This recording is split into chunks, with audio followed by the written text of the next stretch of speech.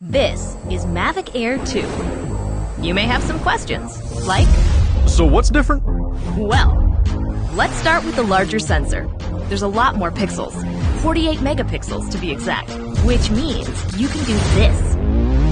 And then shoot a hyperlapse in 8K. With Smart Photo, every shot is a masterpiece. Yeah, but photos aren't really my thing. Don't worry. We've got you covered. It also does 4K 60p video. You can also slow things down. Way down. And yes, there's HDR video.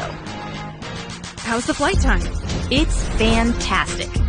You're looking at up to 34 minutes in the air, a new record for the Mavic series. We've added OcuSync 2.0, so you can fly longer and see clearer. What if I'm not a great pilot? That's where FocusTrack comes in, so you can fly like a pro. Or just press a button. Here's the best part. Automatic obstacle avoidance. Okay, but what do I do with all these shots? Here's an idea.